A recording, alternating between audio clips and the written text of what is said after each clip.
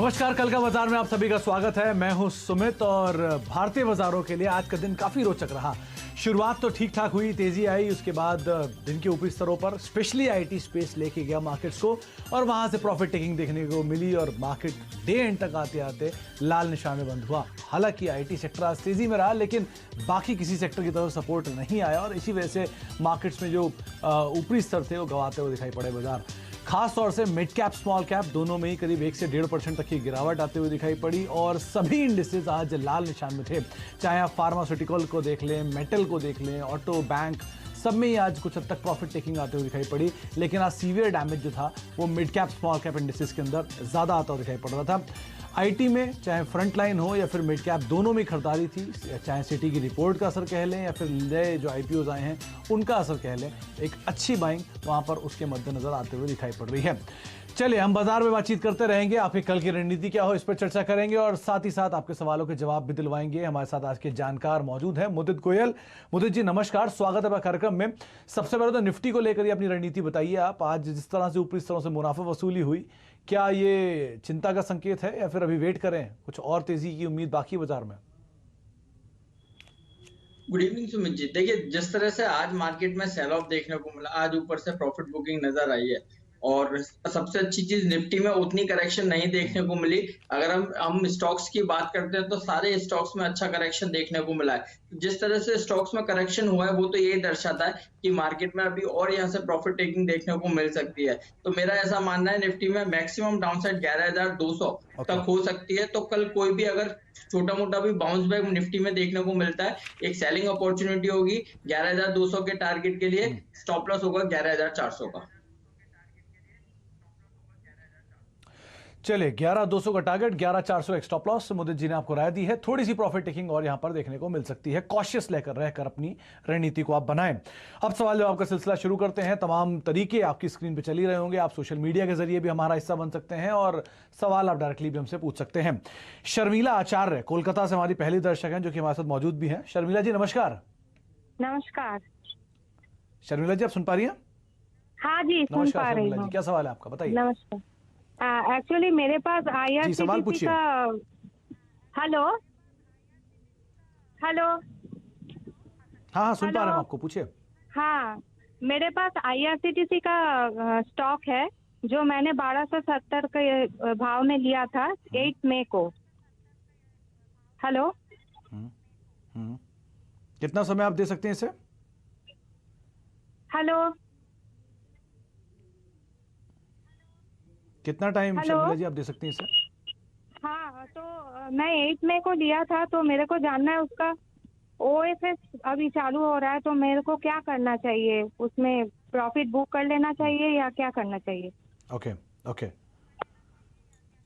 Okay मुदित जी, IRCTC OFS की buzz बाजार में क्रिएट हो चुकी है। 1270 पे नहीं खरीदारी है, फिलहाल तो मुनाफा है 109 रुपये पर शेयर का। नई ट्रेन्स के आने से इसके लिए ट्रिगर भी बनेगा। क्या किया जाए, लेकर निकल जाए फिर बनी रहे? सुमित जी, यहाँ पर होल्ड करने की सलाह देंगे। स्टॉक के स्ट्रक्चर की बात करते हैं। स्टॉक में ईयरली लो के बाद इस काउंटर में तेजी बनी और लास्ट 3 महीने से ये काउंटर एक कंसोलिडेशन में ट्रेड होता हुआ नजर आ रहा है। लोअर साइड में 1330 के पास इस काउंटर में सपोर्ट देखने को मिलता है और ऊपर की तरफ करीब 1460 1470 पे सप्लाई नजर आती है। और आज के सेशन में भी स्टॉक में 1460 का ही हाई बनाया है और वहां से कुछ सप्लाई देखने को मिली है। अभी जिस तरह के स्ट्रक्चर बने हुए हैं, इस काउंटर में 1330 के स्टॉप लॉस के साथ होल्ड करने की सलाह देंगे। बाउंस बैक में पहला टारगेट 1460 का होगा। 1460 अब की बार ब्रेक हुआ, ये काउंटर 1550 तक के अपसाइड मूव देता हुआ नजर आएगा। यहाँ पर होल्ड करने की सलाह है 1330 के स्टॉप लॉस के साथ। तो शर्मिला जी 1330 का टारगेट रखिए। 1460 पार होता है तो और तेजी आएगी, बनी रहे, ये आपको रणनीति बताई गई है। एक सवाल आया है नीतीश गर्ग का, ट्विटर के जरिए सवाल पूछा है। एक्साइड इंडस्ट्रीज को लेकर 100 शेयर हैं और 166 रुपए के दाम पर खरीदारी है।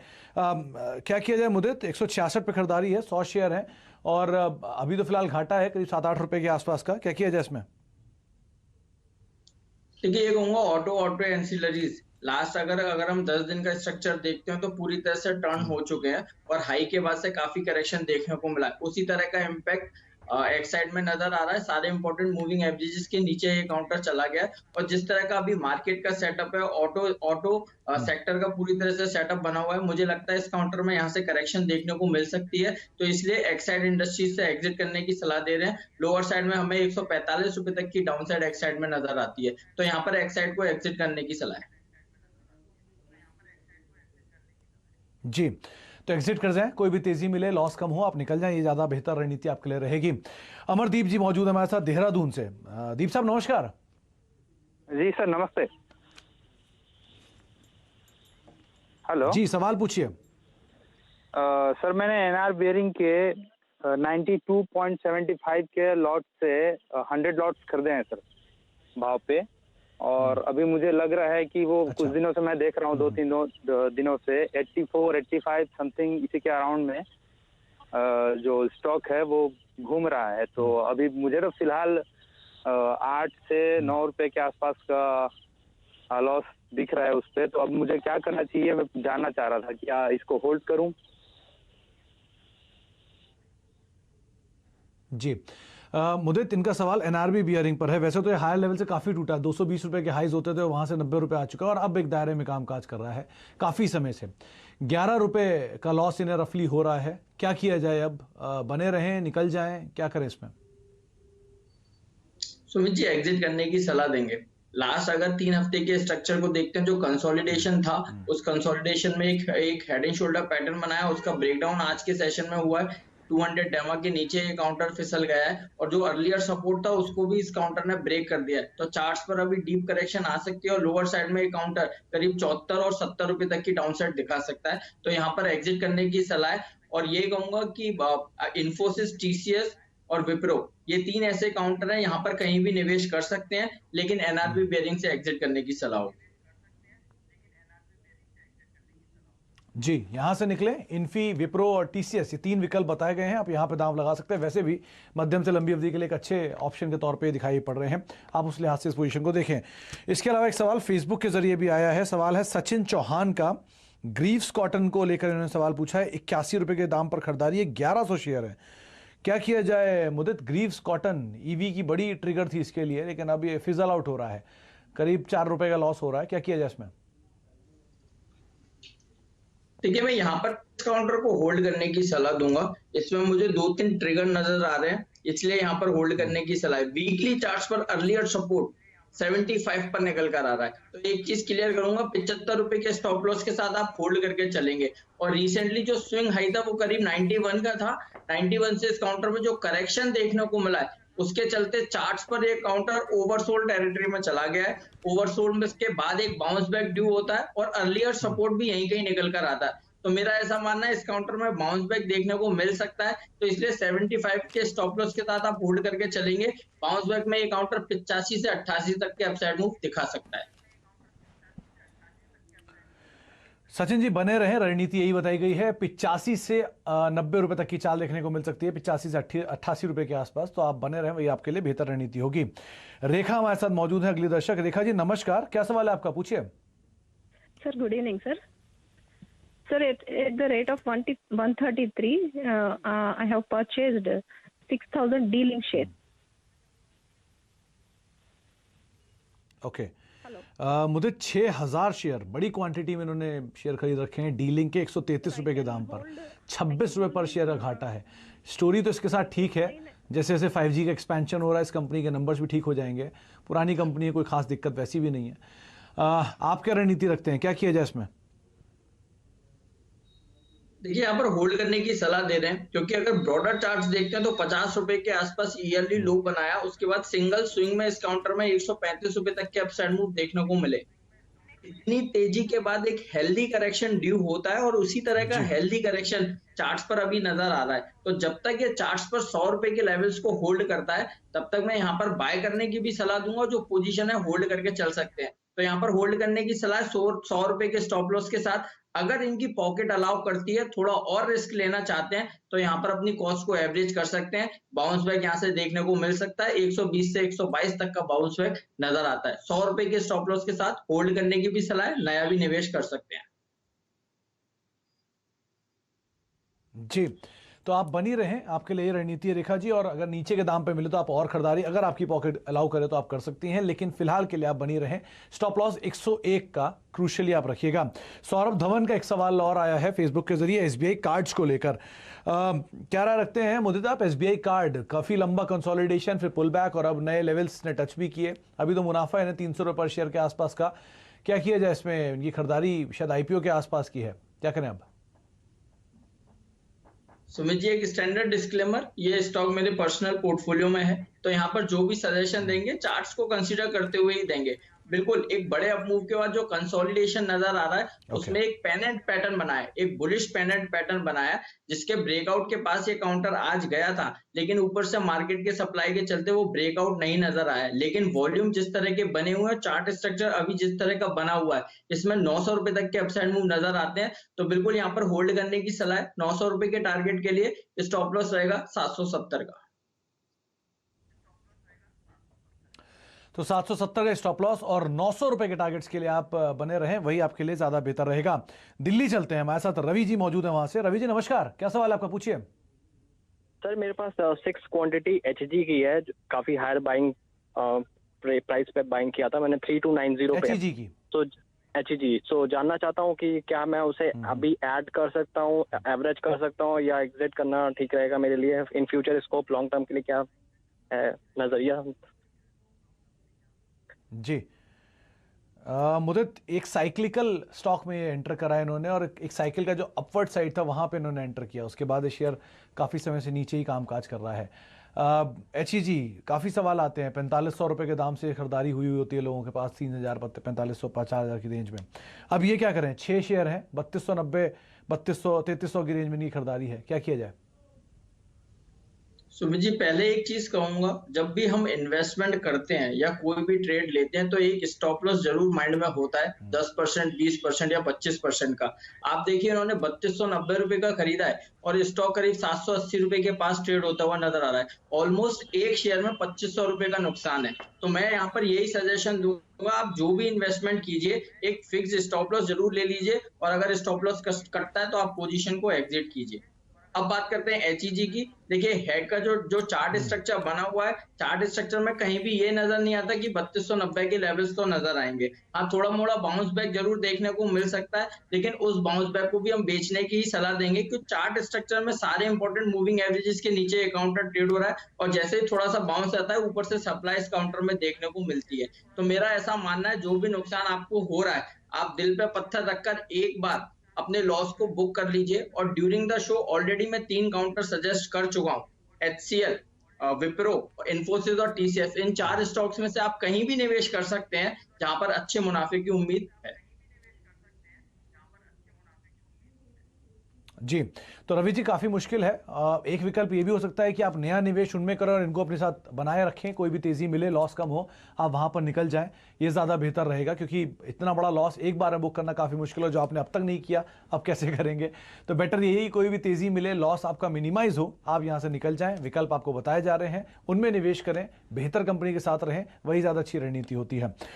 खालिद शेख साहब ने फेसबुक पे एक सवाल भेजा है, उनका सवाल है सुदर्शन केमिकल पर, 100 शेयर 450 रुपए के दाम पर, 1 साल का नजरिया।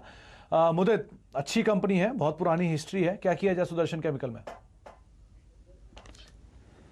चार्ट स्ट्रक्चर पॉजिटिव नजर आ रहे हैं, एक फ्लैग पैटर्न इस काउंटर ने बनाया और पैटर्न का जो सपोर्ट है उसके पास ये काउंटर आ गया है, और जिस तरह के स्ट्रक्चर बने हुए हैं वॉल्यूम के साथ जो बाइंग नजर आ रही है, मुझे लगता है इस काउंटर में यहाँ से बाउंस बैक देखने को मिलेगा।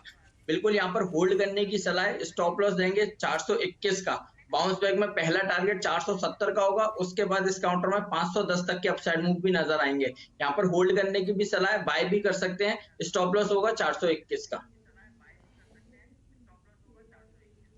421 स्टॉप लॉस बने रहें, आपको ये रणनीति बताई गई है, कंपनी के बारे में पढ़िएगा, बहुत ही बेहतरीन कंपनी है और अच्छे नंबर्स हैं इसके, तो उस हिसाब से आप इसमें बने भी रह सकते हैं और उसके बारे में पढ़िएगा ज़रूर। खैर, अब हमारे साथ जगदीश मौजूद हैं भटिंडा से। जगदीश जी नमस्कार, क्या सवाल आपका, पूछिए। नमस्कार जी, मेरे 4 या 6 रही अपने मैक्स हेल्थ के 130 के भाव में लिए। ओके, मैं 1 साल का मुदित, मैक्स हेल्थ केयर, बहुत पुरानी हिस्ट्री तो इसकी नहीं होगी, 110 रुपए के भाव पर आ चुका है, 130 पे उनकी खरीदारी है, 20 रुपए पर शेयर घाटा है, घाटा बड़ा है, क्या किया जाए? देखिए, मैक्स हेल्थ केयर को यहाँ पर होल्ड करने की सलाह दे रहे हैं। बिल्कुल यस, बहुत ज्यादा चार्ट स्ट्रक्चर नहीं है, लेकिन जिस तरह की ट्रेडिंग एक्टिविटीज अभी तक नजर आई है, उस लिहाज से लग रहा है इस काउंटर में यहाँ से कुछ बाउंस बैक देखने को मिल सकता है, तो होल्ड करके चलेंगे। स्टॉप लॉस रहेगा 104 का। 104 पर अर्लियर सपोर्ट नजर आ रहा है, इसलिए 104 अगर कहीं भी ब्रेक होता है तो डीप करेक्शन देखने को मिलेगी। हाल फिलहाल 104 के स्टॉप लॉस के साथ होल्ड करने की सलाह है। तो जगदीश जी, आपके लिए राय यही कि आप बने रह सकते हैं इसके अंदर, और 104 रुपए का एक स्टॉप लॉस यहाँ पे मेंटेन करें। बहुत पुरानी हिस्ट्री नहीं है, तो नंबर्स पहले आ जाने दीजिए, उसके हिसाब से ही अपनी रणनीति आप बना सकते हैं। एक ब्रेक का वक्त हो गया, लेकिन ब्रेक पे जाने से पहले एक सवाल छोटा सा और लेते हैं। सवाल आया है औरोबिंदो फार्मा और सन फार्मा पे, नवनीत कुमार का ट्विटर पे। क्या किया जाए मुदित इन दोनों स्टॉक्स में?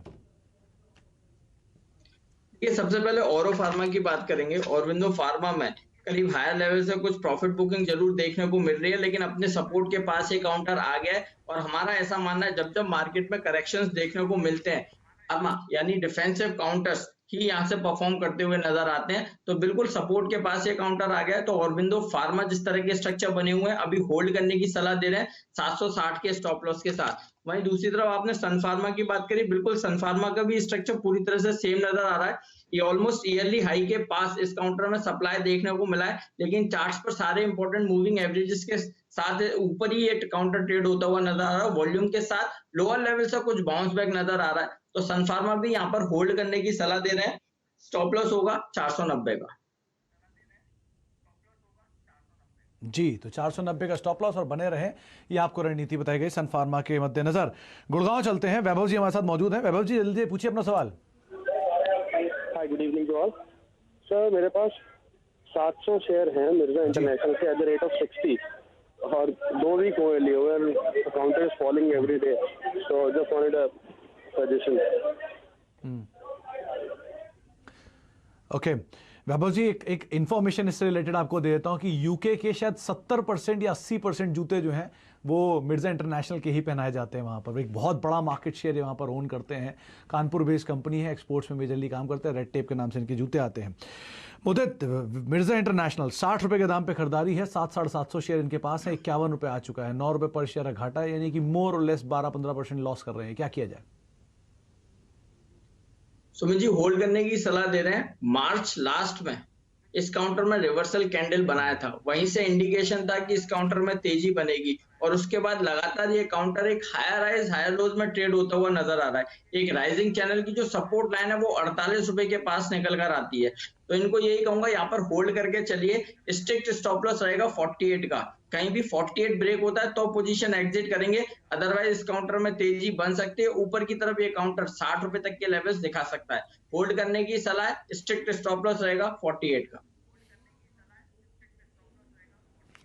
48 का स्टॉप लॉस बने रहें, और अगर फुर्सत मिले आपको तो आप वैभव जी इस कंपनी के बारे में पढ़िएगा ज़रूर। बहुत अच्छी कंपनी है, एसएमई प्लेटफॉर्म से मेन प्लेटफॉर्म पे आई है एक लंबे अंतराल से ट्रेड करने के बाद, और इंडिया के जो 4-5 बड़े नाम फुटवेयर में आते हैं उसमें भी इसका नाम शुमार है। आप इसके बारे में पढ़िएगा और इन्वेस्ट करे रहिए। 48 रुपये का एक स्टॉप लॉस मेंटेन कर सकते हैं। एक ब्रेक का वक्त है, ब्रेक के बाद लौटते हैं। मुदित जी मौजूद हैं, तड़ातड़ सवालों के जवाब दे रहे हैं। छोटे से ब्रेक बाद लौटते हैं, कुछ और सवाल लेंगे।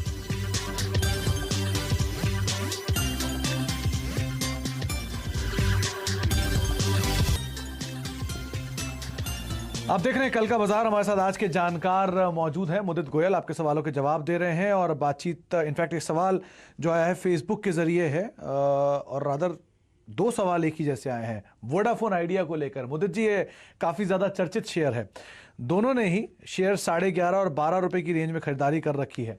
क्या किया जाए?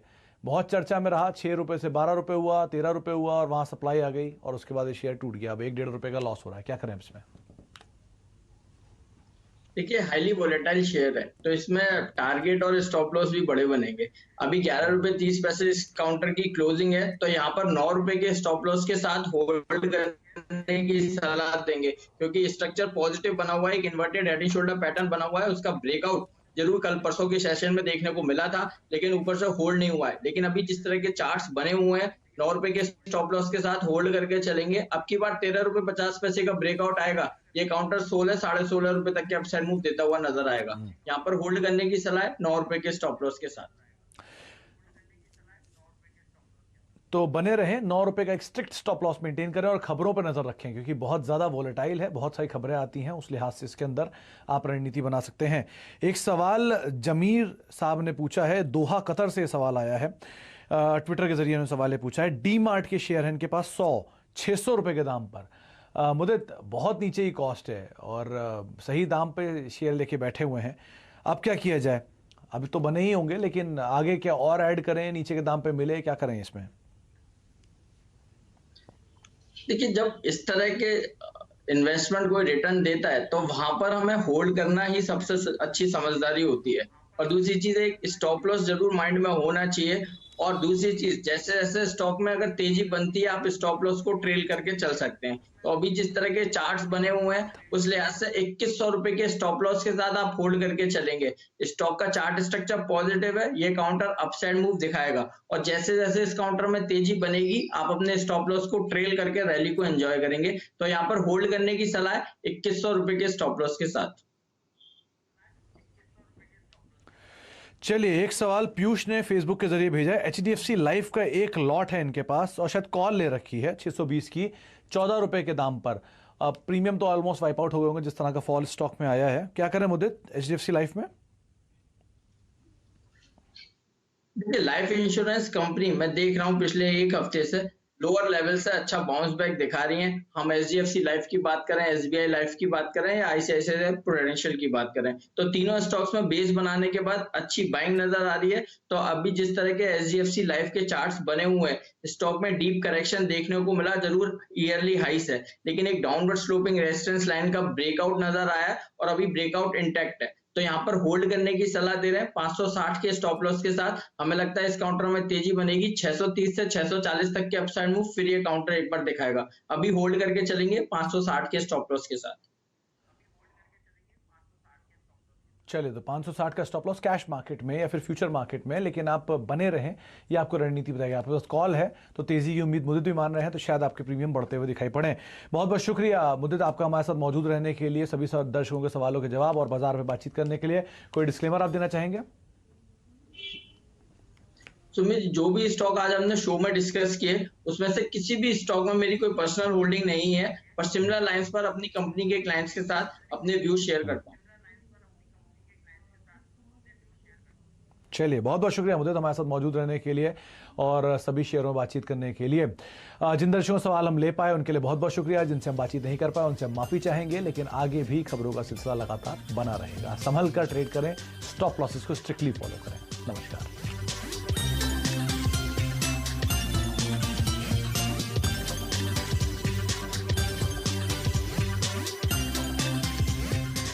अगले वीडियोस को देखने के लिए आप जरूर से सब्सक्राइब कर लें हमारे YouTube चैनल को। फ्रेंड्स, मिलते हैं अगले वीडियो के अंदर, जब तक के लिए गुड बाय।